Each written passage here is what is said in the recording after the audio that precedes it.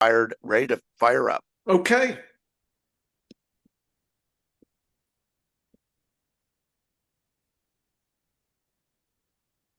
How you doing, everybody? This is Dennis Michelson. Welcome to the science of fantasy football. Why the science of fantasy football? Well, when you combine a meteorologist's mind with that of a biologist, they're going to use the scientific method.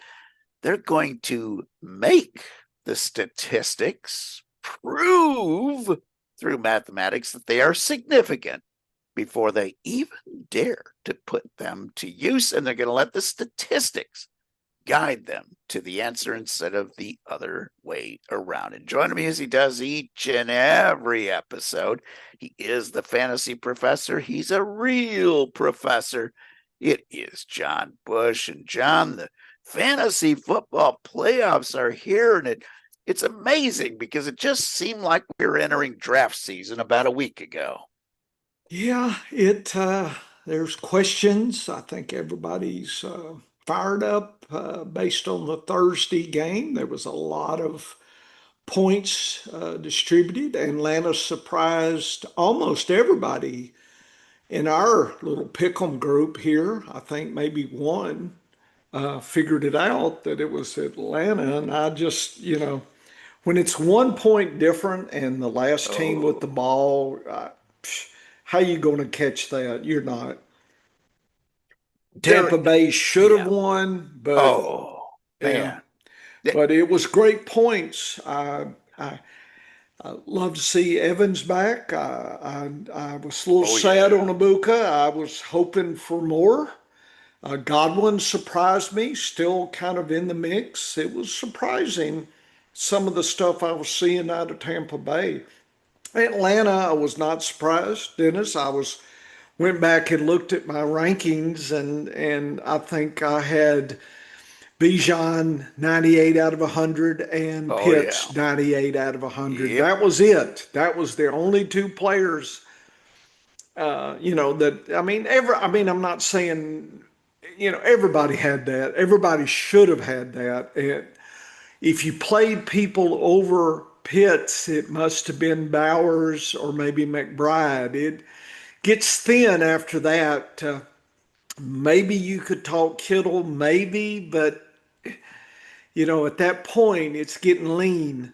And but I heard people talk about they had Pitts on the bench versus, say, Ferguson, or it's like, Yes. yeah, but not in this scenario. So I think people didn't focus like they should have with Drake London out. Yeah, we've seen the Pitts improvement of volume. Yeah, And we're not talking about the three yeah. touchdowns. No, Couldn't predict that. nobody in their right mind would have predicted 40 points as the likely outcome Nope. for Pitts, but you don't have to be perfect to be right in fantasy football. I played him because I thought he was an 8 to 10 point guy. I played him because he was my backup to Laporta, and Laporta's out. Like, those are the types of players that I love to draft as my second tight end, Yeah. because they're guys that can have those big spike weeks. And if the spike weeks happen to coincide with the times that your other player is out, then you get rewarded. But, touchdowns are fluky, but I had him as like an 8 to 10 point guy without the touchdowns. Okay. I thought this is a solid 8 to 10 point play tonight. Take away the touchdowns. Okay. And he ended up with 18 points. Right. So I was off on my prediction, but I'll guarantee 8 to 10 without a touchdown for a tight end this week Yeah. will be the high end of the starter. Again, you're right. You better have had a top four tight end to play him over Pitts. And we would have said this on Wednesday night if there had been a Wednesday night show. So we're not just post casting it, folks. This is the type of stuff that the data led us to. And the professor's data is right there, for everybody to see. Yeah, I And posted it on and it our was, yeah. And website. so that level of expected performance is very high. You would have had maybe 4 tight ends maximum that you should have benched him for, and not having him on your team was probably the more likely scenario than having him on your team and having somebody more worthwhile to start. Yeah. Oh, breaking news out of Uh-oh. Indianapolis. Breaking news. What?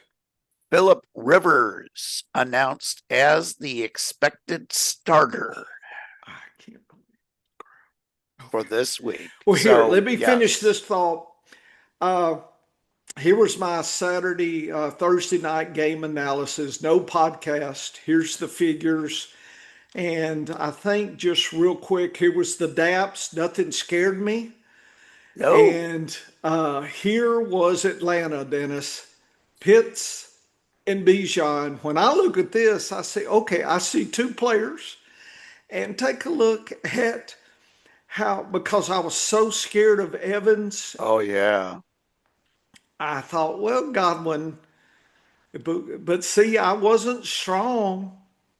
Irwin was RB2. Nothing here was like here, If Dennis. you're in the 90s, Yes, out of that's like, 100. that's a slam And dunk this has been start. up 3 or 4 days. The And professor showing once again that his data is well, significant. I don't know about that. But anyway, Dennis, I, was It wasn't a thinking about, fluke. It huh? wasn't a fluke. It Well, was not I, a fluke to start Pitts. anyway, no, The no, data, I would not have, no. like I said, Bowers, McBride, maybe. Up, up, up, up. Breaking news out of Miami, Florida. Devon Achane expected to play on That's Monday good. night. That's good. That's More good. good news. More good news because on the outside already, Yeah. looking in, we have Marvin Harrison Jr. Drake London, of course, missed the game on Thursday night. Higgins is out. Yeah. Geno Smith is out. Kamara is out. We're looking at Tyrod Taylor and Justin Fields both out for the Jets. So the Brady Cook will start that game. Mason Taylor also out for the Jets. Boy, oh boy, that's a lean starting lineup when they're still without Garrett Wilson. Yeah. That looks like a disaster of a game coming up for the Jets. The other big thing this week going into the fantasy football playoffs, Yeah. we are turning on the weather machine. Oh Uh-oh. my goodness. It is going to be a very interesting week from the weather standpoint. Now, I want to mention this, though. I think people either they come in 2 camps when it comes to weather. They emphasize it way too much, or they ignore it completely. And there needs to be an understanding. Now, meteorologist since 1982, okay, understand weather. I understand how crazy the weather can be to predict from one day to the next and 1 hour to the next for a point on a map like a stadium. So that's the first problem. The second problem is weather does not affect all 32 teams equally.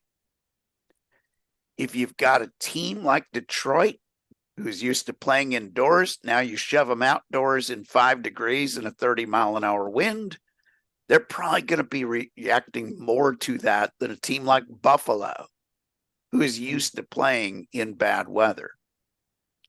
If you take a bad weather game and you add a tough defensive layer on top of that, that's going to be a more significant impact than the same weather with a weak defense. Weather's just one level of problem. And like, for instance, Kansas City, game's going to be in the 20s. Okay. It's going to be cold. Yes, it's going to be cold. That's not cold enough, in my opinion, to even move the needle. All it's going to do is maybe change your volume for some players of how many snaps they can take. You might need a little more rest. You might need to warm up a little bit more for the running backs and the wide receivers. After a big, long play downfield, those wide receivers are coming out. Okay, a big 30, 40-yard run, that running back is probably coming out of the game more likely to come out in 20-degree weather than he would in 60-degree weather. Mm-hmm. But as far as handicapping what it does to the game, not changing my mind on the Chargers or the Chiefs based solely on weather. Now, you combine that or you compare that to Cleveland and Chicago, where the temperature, and I'm not talking wind chill, the temperature at game time is likely to be 8 to 12 degrees. Everything is tough to do in 8 to 12 degree weather. And then you combine a little bit of wind, it's going to make it feel like it's 15 below. That's going to have a big impact on every aspect of the game of football. Right. So that game, I'm looking, and there would be no way in hell I'm playing a kicker from that game, for instance. Not a lot of wind, but that ball is like kicking a brick. So I'd avoid the kickers in these extreme cold games. But don't overemphasize weather, but don't totally ignore it. Just use it as one more factor that helps you make a decision. I agree. That's why I pay attention to you. There's some extreme games this week, Dennis, and so I'm curious to see how the weather stacks on top of that anyway. So that adds to, the variability, the highs and lows. Yes, and I think that Chicago Cleveland game, for instance, it's already reflected in the over-under. Yeah. They've known this all week long that this was going to be a miserably cold day. But Indianapolis, Seattle, on the other hand, there's a threat of showers, but it might not have as much impact on the game at all. That hasn't been factored in at all. Dennis, breaking news out of for Phillip Rivers. Ben Gay is the new sponsor for his elbows. Okay, so he will be wearing a Ben Gay patch on both those to kind of, flex his joints a little bit. So there you go, invest in Ben Gay. If they win, you should hit the stock hard, Dennis. So if they lose, then it's a short. So there's your stock advice on Ben Gay ointment for your joints.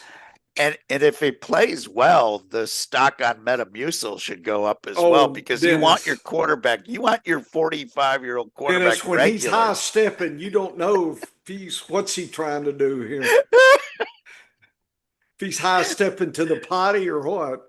This advice brought to you by AARP. Yeah, so this is going to be crazy. I just never imagined that we could see this. So it's going to be very entertaining. Dennis and I will be trading memes and quips during the Sunday game. I'm sure people will be doing that as well. Twitter is going to be feasting on, Phillip Rivers. I hope he's safe, Dennis. It's different getting tackled by your grandkids. Oh, yeah. So I just hope there's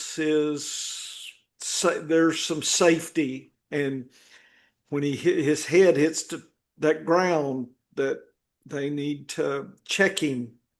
Don't let him be punchy in there. Anyway, I worry about it. Yeah, and there's reason to worry because the guy hasn't played football for 5 years. Yeah. Okay. No, this would be different if you're coming out of retirement and you're going through that process of a preseason camp, right, where they get you used to being hit. Yeah. Now all of a sudden you're throwing the guy in. He understands the offense. He uses the same offensive scheme and the same lingo when he was coaching his kid's high school football team this year. Yeah. So he knows the offense in and out. He understands it. But understanding it while making a play call with headphones on the sideline versus in the middle of the field with 11 angry men running at you. Angry men. Yeah. It is a whole different thing. But these people, like, again, another instance where why didn't Cam Newton or why didn't so-and-so get a chance? Why didn't Colin Kaepernick get a call? It's because they don't know the offense that they run. This was a unique situation where a retired quarterback, who of course does have a history with the Indianapolis Colts, runs the same offense as a coach. So he gets it. This is the same reason that the Chiefs brought a backup quarterback back from being retired to back up Mahomes years ago because he understood the offense, and they got a call to him when they lost their backup quarterback. Hey, can you come on in? So those things happen. If you understand the offense, you are more likely to get a call than somebody who has no clue of what that offense is. But boy, it's there's part of me that hopes he really succeeds. Seeing the old guy do well would be fun. Yeah. But there's some of me that says, boy, if the Rook was healthy, and the Rook didn't look bad last week. Yeah. And then he practiced all week. Yeah. I don't understand this move. It's like going to be very, very interesting. They rotate him in like Taysom Hill under packages and situations. I don't know. Yeah, it's going to be interesting to see, but we really should make that one of the games that we break down, because with this fresh news, that becomes a very interesting that's a one. Midland game, Seattle, Indianapolis there. Yeah, so let's look at Seattle and Indy as our first game, and boy, oh boy, that line is reflecting a lack of faith I in haven't everything. checked it, but it's 13 points, the largest spread of the week. It's San Francisco, Tennessee, right there at 13. Some extreme games this week. Seattle Power Rankings, number 2. Indianapolis is actually stronger than I think. Wow, that's where they at. They're right there. So about average. So that's really intriguing. As far as pass rush, I think, is there anything extreme here this week? Indianapolis is going to want to pass more, so I hope Rivers can do that. I'm trying to look for Seattle. I don't see. Are they also passing? So is it pass? I can't read upside down or sideways here, Dennis, but wherever Seattle is, I'll catch that. No, Seattle's at the very bottom, next to Vegas. So they're going to be trying to Vegas. rush more, and that probably makes sense. Get ahead a couple of touchdowns and shorten the game. Let's see, they're game 12, is it? Yeah, game 12. So it'll be really intriguing here. And you say you don't think rain is a problem, or rain could be a problem? Rain could be a problem, but I don't I would put it right now at just like a coin flip either way. Yeah. Because the thing is, there will be, like tomorrow in Seattle at the stadium, there will be rain. If you look from 8 in the morning till 8 at night, it's going to get wet. Will it get wet during that 3-hour window for the game? I would put it at about a 40% chance of raining significantly during the game. Indianapolis 7, Seattle 34. It's crazy. 42. Dennis, I, that spread is so big. I, I, if Rivers is really, I'm not betting this game. Indianapolis, the DAPs say play your tight end, and who's their tight end? Is he? Tyler Warren, the rookie. Looks like he's the. If Rivers can hit him, there you go. Seattle, it's pretty much play them all. You don't want to. I thought long and hard about streaming the Seattle D because this data is from Indianapolis is based on Daniel Jones, really. Right. So if you're looking for, don't have anybody, it could be an okay stream, just like I forgot who's playing the Jets, another one that could be situational based Brady Cook. here. Yeah, yeah. So anyway, Seattle looks very nimble and can do it all. Seattle is very efficient at home, 31%, old Dennis, and they want to rush 14% more, 18% less passing. So I think it's going to be, unfortunately for Walker Charbonnet, it's going to be another split show. And you needed some points, and I guess you better play them both if this is the game you gotta depend on. I'd hate to have to play either one of them because this could be they could score enough to, 13 points each. In other words, one of them could have had a 20-point day, Yeah. Yeah. but now they're splitting the pie in half and it helps no one. So that's sad. Indianapolis, they're going to have to pass, Dennis. 10% more passing. I just don't see it. I just don't know what they're going to do. Uh, and they were declining anyway last 3 weeks. So if they can score anything, if they score anything other than field goals, I'm going to be amazed. And maybe their defense will get an accidental pick six. I don't know, Dennis. This is going to be a sad product, I think. I'm not betting any of this. Yeah, and boy, oh boy, the lines you would have thought would have been, reacting. They haven't moved at all, except for the the only thing that has moved in the past day is a slight movement on the money line. Indianapolis at plus 681. So you're getting almost 7-1 on your money. Mm-hmm. Only 10% are brave enough to take that, even at that incredible number. 90% are betting on Seattle, and they're a minus 1,042. Yeah. That's a 1 to 10 shot at the track. You don't gamble dollars to win pennies. No. Never ever. And on the 13.5-point spread, it's more evenly spread, which is what you'd expect. 52% on Seattle, 48% on Indy. 13.5 is a big number to cover in the NFL. The over-under hasn't changed. Yeah. Not a bit. 42.5. So they're pretty much there. I like the under on this. And 64% are going for the over, and I cannot base that on anything.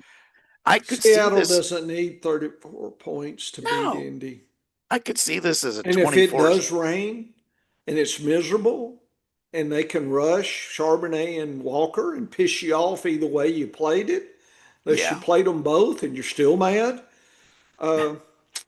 That's what that I don't have. I have Walker a couple shares. I'm probably not playing him. I think there's better players I can get 10, 12 points.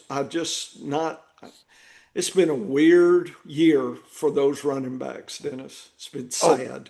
Yeah, this could be a 17-0 game, or it could be a 24-13 game. like I think the under is the way I would go with this one.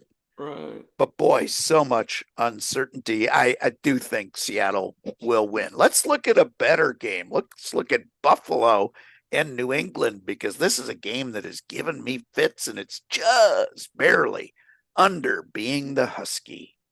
Yeah, it's supposed to be Buffalo.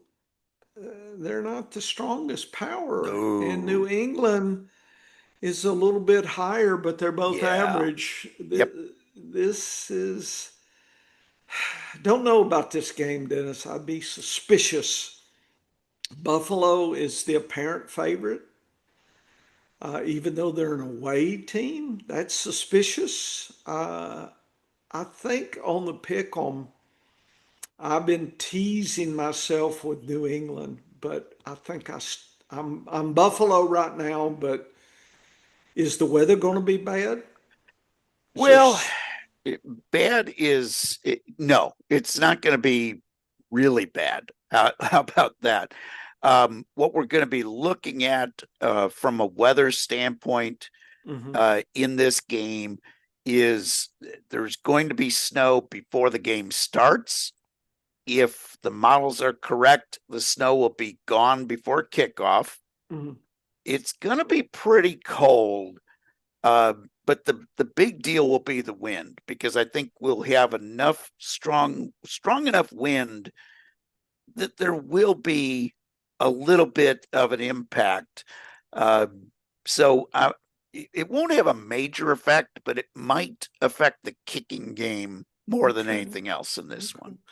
Spread 1.5, 50.5. So they're expecting a lively game in regardless of the weather and the wind.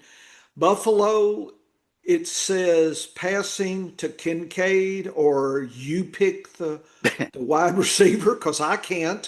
Could be Probably Shakir. Shakir, Yeah, probably. probably Shakir. Cook, Dennis, extra tough. New England is Yeah, so. yeah, If you get your 12 points, I think you had a good day from Cook. So yeah.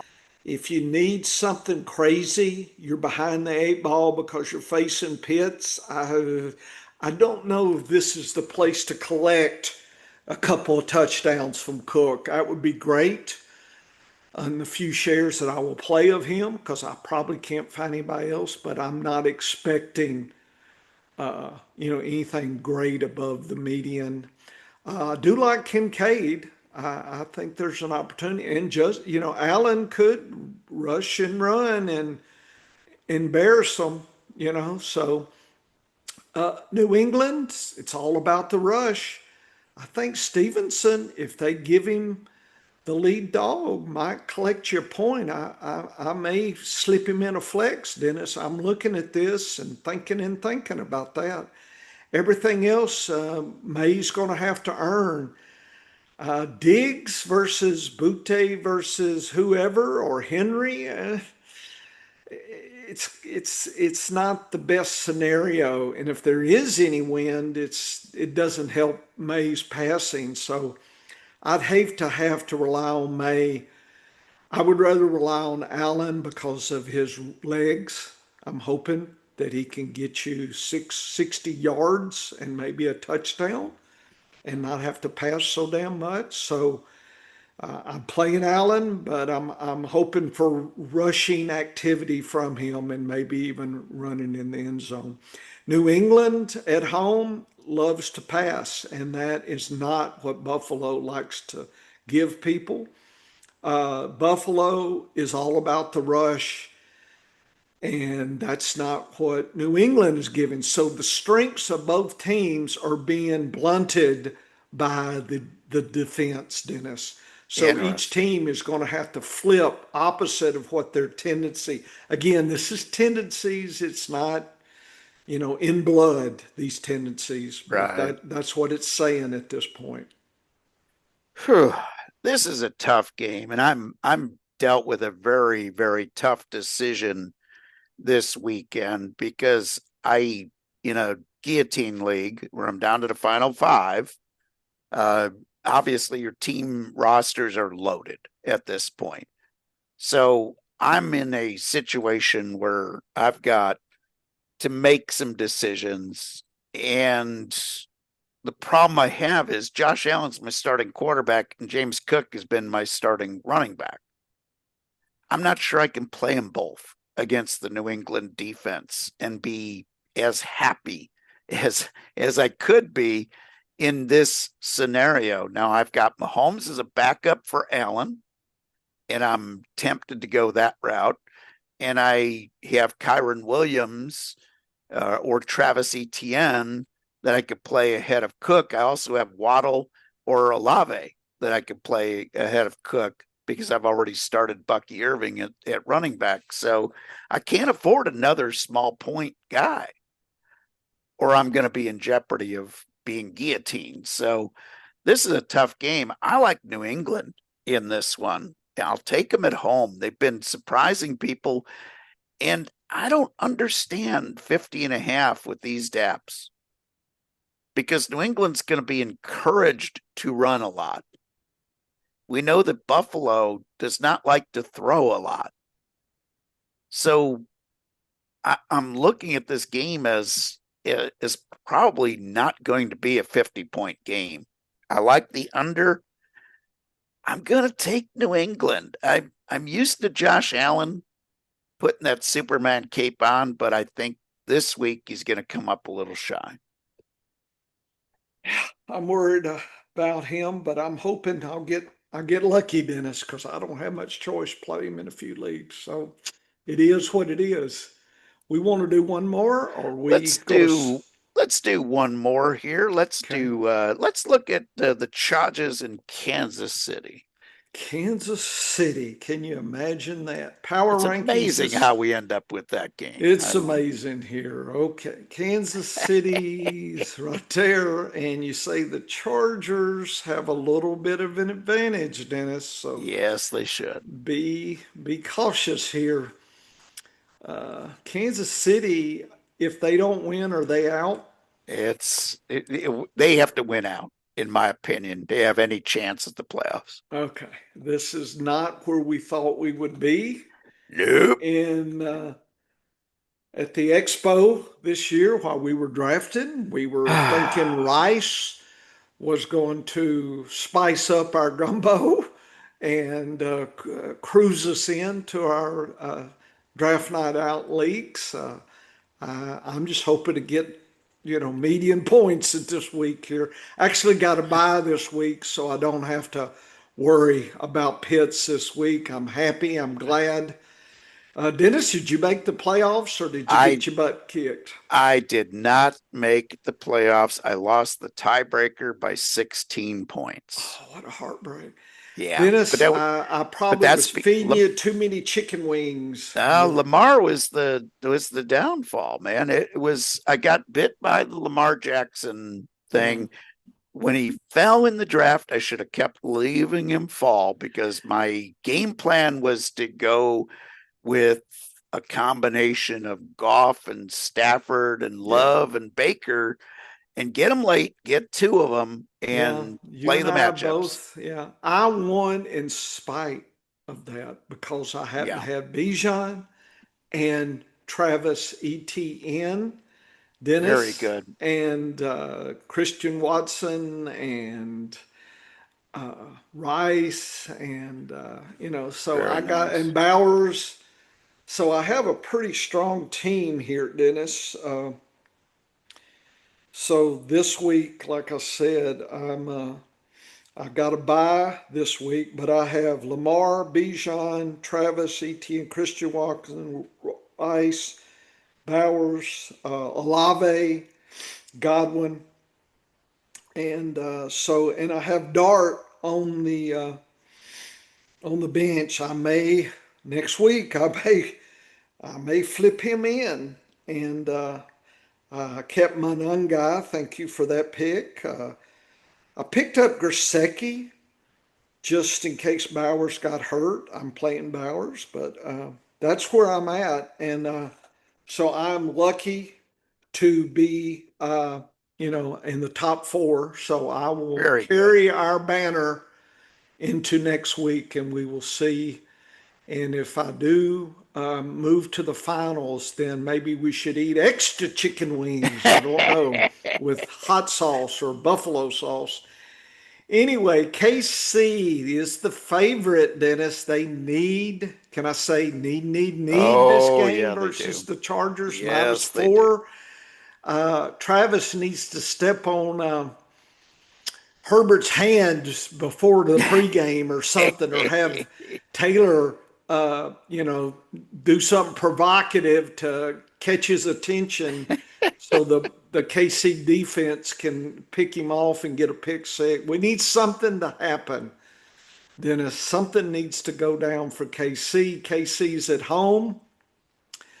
Daps, it looks like it's rushing is the best thing. Mahomes has a tough, but the wide receivers, tight ends, and KC actually is a streamable defense this week and the kicker. So they've been doing too many field goals, Dennis. I know Oh, people, yeah. yeah, they need some Yep. touchdowns. So Rice, Yep. this is what you got Rice going for right here. And Hollywood and Kelsey, it is time, folks. So I'm giving them a pep talk for you, Dennis. It is time, and y'all need to, you know, get going. And Pacheco, Hunt, and whoever, y'all need to step it up too. So it looks like KC has an opportunity to rush more, so maybe Hunt can step in. The Chargers, on the other hand, nothing dramatic. The Vidal and Hampton probably going to split, and that's sad for both. And that looks tough, and they'll split. So if you play either one, hope for 13, but don't be surprised at 8, Dennis, with this. And it Yeah. looks like it's passing. Trouble is, who's catching? Right? So who knows who's catching this week? And it's sad situation. KC is at home. It's all about the rush. 57% more rushing they do at home Wow. and 9% less. Wow.